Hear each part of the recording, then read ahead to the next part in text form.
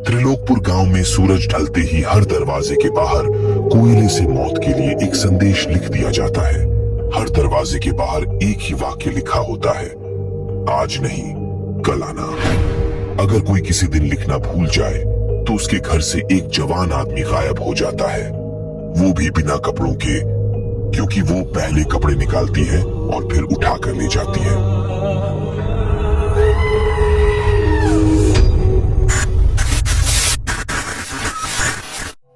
त्रिलोकपुर एक ऐसा गांव जहां रात होते ही जिंदगी खत्म हो जाती थी और कुछ ऐसा शुरू होता था जिसे कोई नाम नहीं देना चाहता था। सूरज ढलते ही दरवाजे बंद हो जाते थे, खिड़कियों पर पर्दे गिर जाते थे और लोग अपने ही घरों में कैद हो जाते थे। लेकिन असली डर दरवाजे बंद करने से नहीं था, डर था किसी को अंदर आने से रोकने का, क्योंकि इस गांव में कोई आता नहीं था, वो बुलाया जाता था। गांव के हर दरवाजे पर, हर चौखट पर कोयले से एक ही वाक्य लिखा होता था, आज नहीं कल आना। ये शब्द साधारण नहीं थे, ये एक समझौता था इंसानों और उस चीज के बीच जो इंसान नहीं इंसानों की भूखी थी। अगर वो पढ़ ले आज नहीं कल आना तो वो दरवाजे से लौट जाती थी, लेकिन अगर रास्ता साफ मिल जाए तो वो अंदर आ जाती थी। गांव के बुजुर्ग कहते थे, हर रोज ठीक आधी रात को एक मेहमान गांव में आता है, ना उसका चेहरा कोई देख पाया, ना उसकी असली शक्ल, लेकिन की बोतल। उसे नहीं पता था कि वो आज रात शिकार बनने वाला है। वो लड़खड़ाते कदमों से गली में चल रहा था, हर दरवाजे को देखता, हर लिखावट को पढ़ता और हर बार हंसता, आज नहीं कल आना। आज नहीं कल आना। क्या मजाक है। लेकिन इस गांव में मजाक सिर्फ एक बार होता था और उसकी कीमत जान होती थी। वो मुखिया के घर के सामने रुका, दरवाजा पुराना था लेकिन लिखावट ताजा थी, जैसे अभी अभी लिखी गई हो। समर झुका, उसे गौर से देखा, फिर जोर से हंसा और उसी हंसी ने उसकी मौत का दरवाजा खोल दिया। उसने चारों तरफ देखा, कोई नहीं, और फिर उसने पैंट की जिप खोली और वो कर दिया जो इस गांव में कभी किसी ने करने की हिम्मत नहीं की। कोयले की लिखावट पर उसने पेशाब कर दिया, काले अक्षर बहने लगे, लिखा हुआ पूरा वाक्य मिट गया और उसी पल जोड़ की हवा चली और मंदिर का घंटा अपने आप बज उठा, जैसे कोई पूरी शक्ति आजाद हो गई हो। वहां कोई नहीं था, फिर भी घंटी बज रही थी। समर रुक गया, उसकी हंसी गायब हो गई। उसने पीछे मुड़कर देखा, गली वैसी ही थी लेकिन कुछ बदल गया था। अब वो अकेला नहीं था, उसके पीछे किसी के होने का एहसास हुआ। समर का गला सूख गया, उसका नशा उतर गया। उसने भागने की कोशिश की लेकिन अब बहुत देर हो चुकी थी। वो दौड़ता हुआ दादी के घर पहुंचा, दरवाजा खोला और अंदर घुसा। धड़ाम से दरवाजा बंद किया, सांसें तेज, दिल पे काबू, लेकिन जो चीज बाहर थी वो अब अंदर आ चुकी थी। उसने दादी को आवाज दी, कोई जवाब नहीं, क्योंकि उस समय घर में सिर्फ दो ही थे, समर और वो। अपने कमरे में गया, बिस्तर पर गिरा और खुद को समझाने लगा, सब नशा का असर है, सब भ्रम है। लेकिन कुछ चीजें नशे से नहीं आती, वो खुद आती है। ठक, आवाज आई, हल्की, धीमी, जैसे कोई दूर से दस्तक दे रहा हो, लेकिन वो दूर नहीं था। अब आवाज साफ थी। समर उठकर बैठ गया। उसने दरवाजे की तरफ देखा, वहां कुछ नहीं था, क्योंकि आवाज दरवाजे से नहीं आ रही थी। उसने धीरे धीरे सिर घुमाया कमरे के कोने की तरफ। वो पुरानी अलमारी थी और आवाज उसके अंदर से आ रही थी। अब ये लकड़ी की आवाज नहीं थी, ये हड्डियों की खटखटाहट थी, जैसे कोई अंदर से बाहर आने की कोशिश कर रहा हो। अलमारी का पल्ला धीरे धीरे खुला। अंदर था अंधेरा और एक बदबू, ऐसी बदबू जो सिर्फ मौत से आती है। एक उंगली बाहर आई, लंबी, सफेद, सड़ी हुई, और नाखून काले, नुकीले। वो उंगली सीधे समर की तरफ इशारा कर रही थी। अंधेरे से एक चेहरा बाहर आया, आंखें बिना पलक के, मुस्कान कानों तक फटी हुई। वो इंसान नहीं था। उसने कहा, तुमने दरवाजा खोल दिया। अलमारी का दरवाजा पूरी तरह खुल चुका था। कमरे के अंदर घना अंधेरा ऐसा फैला हुआ था जैसे किसी ने वहां रोशनी को आने ही न दिया हो। अब समर नशे में नहीं, डर में डूब चुका था। उसकी आंखें फटी की फटी रह गईं और सांसें टूट टूट कर निकल रही थी।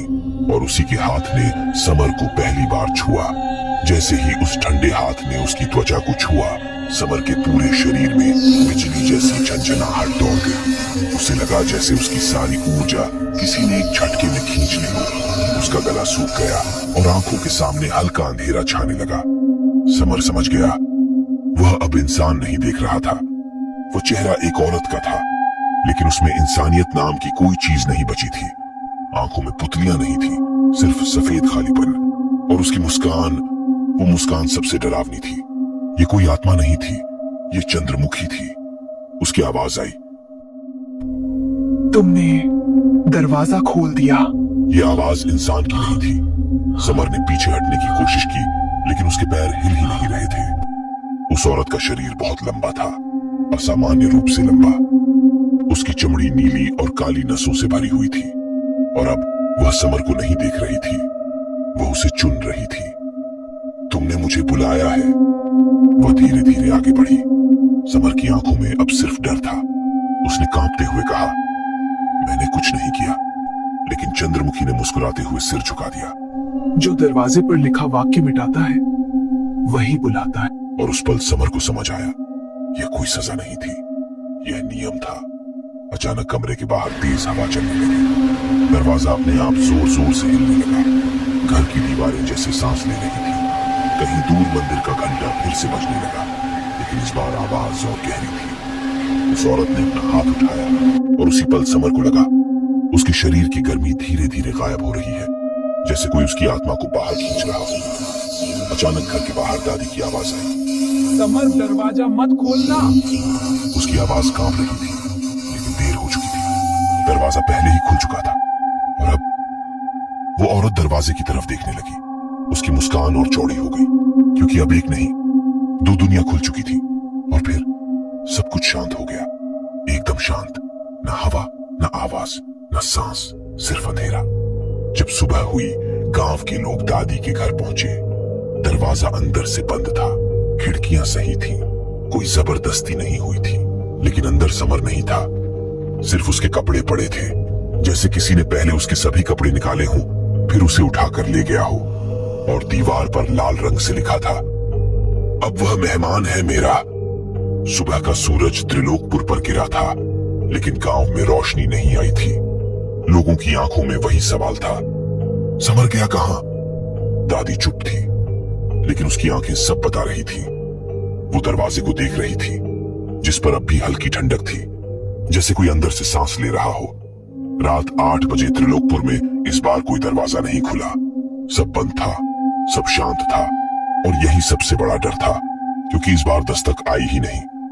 लोगों ने सोचा शायद खतरा टल गया। समर को ले जाने के बाद शायद वो शांत हो गई। दादी चुप थी, उसने सिर्फ एक बात कही, जब वो बिना दस्तक आए, तब असली मौत शुरू होती है। और उसी पल गांव के बीच की जमीन हिलने लगी। चौपाल के बीच, जहां कभी आग जलाई जाती थी, वही मिट्टी फट गई। धीरे धीरे अंदर से कुछ बाहर आने लगा। दरवाजा इस बार दीवार में नहीं, जमीन के नीचे खुला था। काली धुंध, और उसमें कई हाथ, सफेद, सूखे, जैसे कब्र से निकले हों। गांव वाले भागने लगे, लेकिन देर हो चुकी थी, क्योंकि इस बार मेहमान एक नहीं था। और तभी पहला इंसान खींच लिया गया, एक बच्चा। अपनी मां के सामने जमीन ने उसका पैर पकड़ लिया। वो चिल्लाया, मां बचाओ। लेकिन मां के हाथ में सिर्फ उसकी उंगलियां रह गईं। बाकी शरीर नीचे चला गया। जमीन अब जिंदा थी और भूखी भी। दादी भागी भागी मंदिर गई, लेकिन इस बार मंदिर सुरक्षित नहीं था। मूर्ति टूटी हुई थी, और उसके पीछे वही औरत यानी चंद्रमुखी खड़ी थी। वो अब छुप नहीं रही थी, वो खुलकर आ चुकी थी। उसने दादी से कहा, तुमने रास्ता मिटाया, अब रास्ता खुद बन गया है। तुम क्या चाहती हो? अब गांव नहीं, पूरा संसार चाहिए। ये सिर्फ शुरुआत थी। तभी समर सामने आया, लेकिन इस बार वो अकेला नहीं था। उसके शरीर से धुंध निकल रही थी। उसी धुंध से कई सारी परछाइयां निकलने लगी। गांव वालों को समझ आ गया, अब दुश्मन बाहर नहीं, उनके बीच है।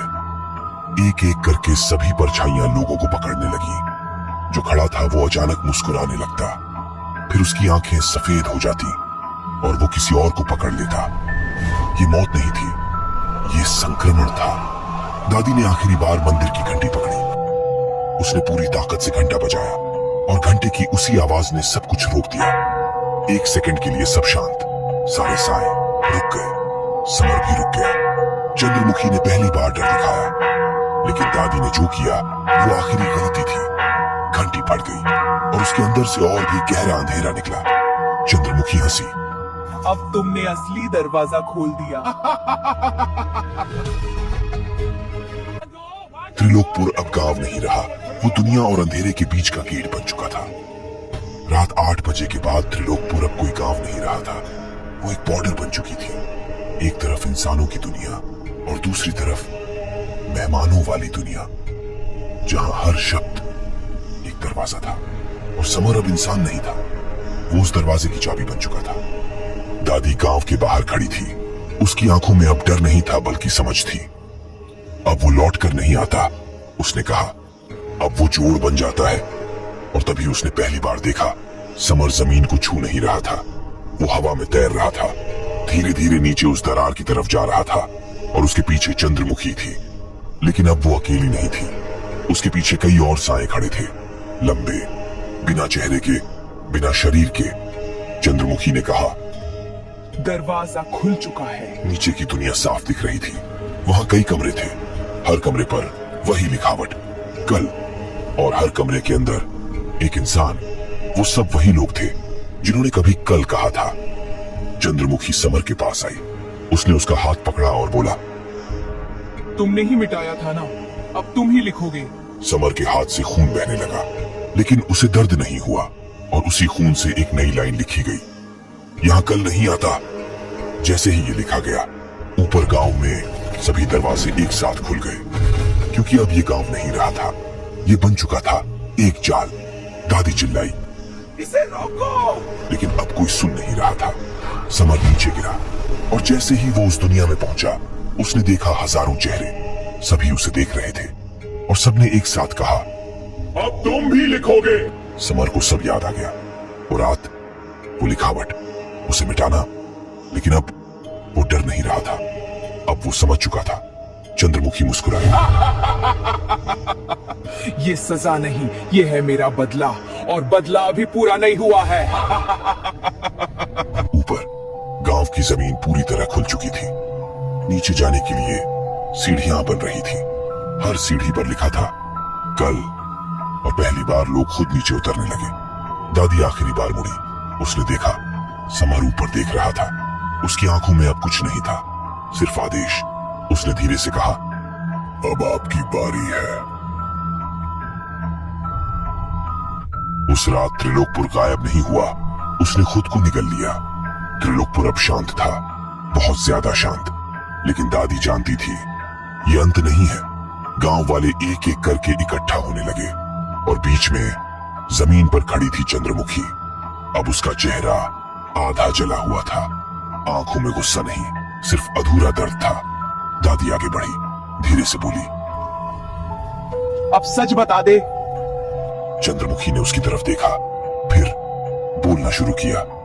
सालों पहले इस गांव में एक रात बचाओ बचाओ बचाओ मुझे! एक लड़की मदद के लिए चिल्ला रही थी। गांव के कुछ लोग उसे बचाने नहीं गए और एक आदमी गया। वो मेरा पति था, वो उसे बचाने की कोशिश कर रहा था। लेकिन जब तक गांव वाले पहुंचे, लड़की मर चुकी थी। उन्होंने देखा एक मरा हुआ शरीर और मेरे पति को, और बिना सोचे उसे दोषी मान लिया। उस रात उसे जिंदा जला दिया गया। मैं चिल्लाती रही, मैं बताती रही कि वो उसे बचा रहा था, लेकिन इस गांव को सच नहीं चाहिए था, बस फैसला चाहिए था। उस दिन हम मरे नहीं थे, हम अधूरे रह गए थे। समर नीचे खड़ा सब सुन रहा था। उसकी आंखों में पहली बार डर वापस आया। तुम बदला ले रही हो? नहीं, मैं याद दिला रही हूँ, हर जवान मर्द जो अपनी ताकत पर घमंड करता है, जो किसी की आवाज नहीं सुनता है, मैं उसे रोकती हूँ, उसे नंगा करती हूँ, ताकि उसे एहसास हो कि कमजोरी क्या होती है। और फिर मैं उसे वही ले जाती हूँ जहाँ मेरे पति को ले जाया गया था। गांव के लोग कांप गए। दादी धीरे से बोली, तो ये सब बदला नहीं, ये सजा भी नहीं है, ये दोहराव है। जो इस गांव ने किया वही हर बार होगा। अचानक हवा तेज चलने लगी, समर ने नीचे देखा। जमीन पर फिर वही शब्द उभरने लगे, आज नहीं, कल आना।